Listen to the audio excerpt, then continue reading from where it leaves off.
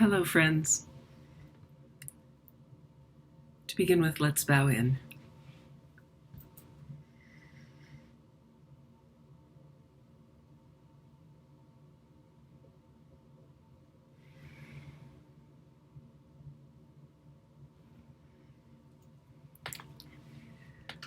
Let's start with a few quotes. Willis Harman said, "Perhaps the only limits to the human mind are those we believe in." Wade Davis said, "Every language is an old-growth forest of the mind." And then here comes the beautiful poet, E. Cummings.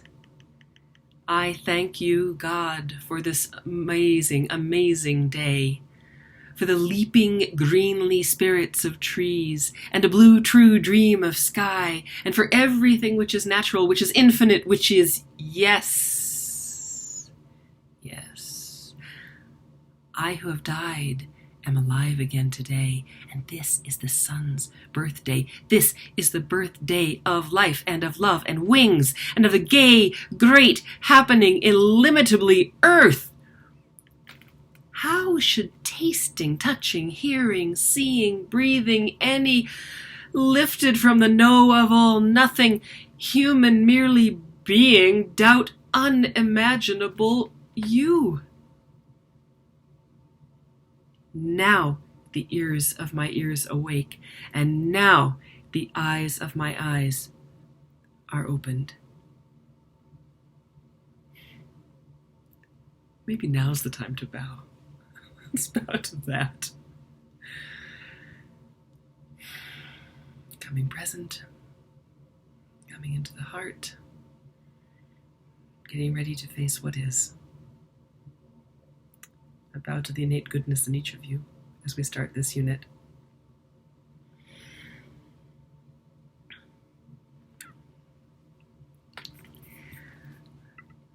Welcome to our unit on language, myth, and storytelling.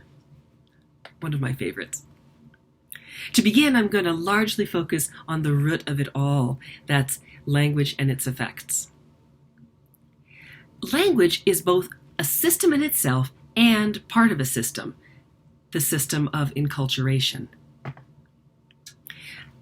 I think in your ecology class you had a unit on whole living systems, which is why I don't have one in here. Systems thinking is, I believe, one of the most important concepts for us as a people to grasp at this time of the Great Turning. Through whole systems thinking, we can understand how to think relationally and dynamically rather than statically and separately. It's moving from a focus on the parts to witnessing the whole, and then to also notice how it's all dancing together. I see whole systems thinking at the heart of both non-dualistic philosophy and the science of ecology, and therefore it's crucially vital crucially vital for ecopsychology. That's pretty funny. Vital, vitamins. I mean, maybe there's something there. Crucially vital for ecopsychology. You can tell this is unedited. I see whole systems thinking at the heart of both non-dualistic philosophy and the science of ecology, and therefore it's crucially vital for ecopsychology. Whole living systems thinking offers a fundamentally radical reorganization of how most Westerners currently perceive the world through the lens that the industrial growth society has taught us. As you encountered its concepts, they might have instantly felt like home. You rebel, you.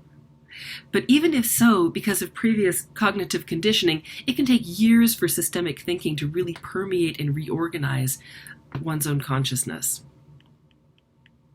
So I encourage you to view this unit, and much of life, through its lens, through systems lens, whenever possible. You can find many of the concepts from living systems theory playing out in current social change initiatives where they've made their way in. And a limited set of the principles can be seen playing out in the web form of the internet. Although I have to say, from the viewpoint of eco-psychology, and especially animistic psychology, which I'm a fan of, I think it's very important to note that there's only human minds involved in the internet's creation and the conversation. And so even while it's amazing in its potential, the internet is also severely and forever limited. Until we figure out how to hook into the dendrites and the mycelial mat, it's all just us in there talking to ourselves. So now let's focus on the system of language. Language affects worldviews. Some theorists posit that it actually goes so far as to create worldviews. Therefore, language affects and possibly even creates people's ideas about who we are by ourselves, within our families, our cultures, places, and the planet. Two wonderful newish books by the British author Robert Macfarlane illustrates this a bit. His Landmarks tries to build up our ancient word hoard for describing natural features once more. The preamble to an article about his work describes the importance of this venture. Here he said, "For decades, the leading nature writer has been collecting unusual words for landscapes and natural phenomena, from aquabob to zawn. It's a lexicon we need to cherish in an age when the junior dictionary finds room for broadband, but has no place for bluebell." You do know what a bluebell is, right? If you don't, go look it up. Here's more from Macfarlane. This is a quote. "Yet it is clear that we increasingly make do with an impoverished language for landscape. A place literacy is leaving us.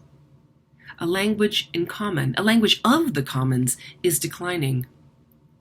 Nuance is evaporating from everyday usage, burned off by capital and apathy. The substitutions made in the Oxford Junior Dictionary, where the outdoor and the natural being displaced by the indoor and the virtual, are a small but significant symptom of the simulated screen life many of us live. The terrain beyond the city fringe is chiefly understood in terms of large generic units, like field, hill, valley, wood. It has become a blandscape. We're blasé in the sense that Georg Simmel used that word in 1903, meaning indifferent to the distinction between things."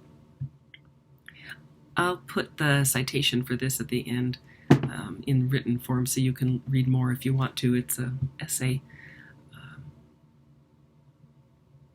interviewing him. So we're talking about a landscape, really.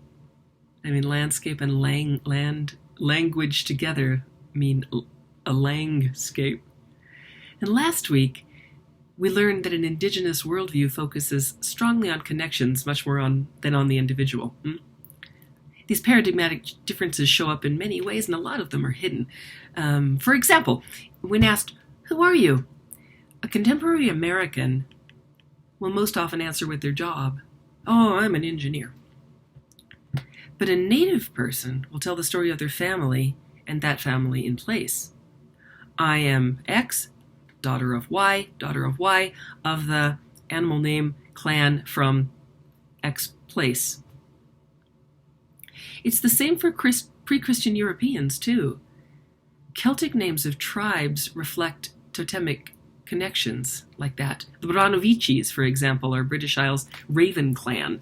That's what it means, Raven clan, Bran. So we're talking here about cultural stories. This is important because the way in which our collective experience gets languaged strongly influences what we as individuals consider to be baseline reality. I want to invite you to please listen now to the Language Audio Lecture Part 1. It's about 6 minutes. It's in the online source book. And then come back here and read what I have written down. And then after you've pondered that, turn on audio lecture part 2, where I'll tell you a story. And all that comes live from Paramita campus back in the day. After that, come back and I'll give you another video bit.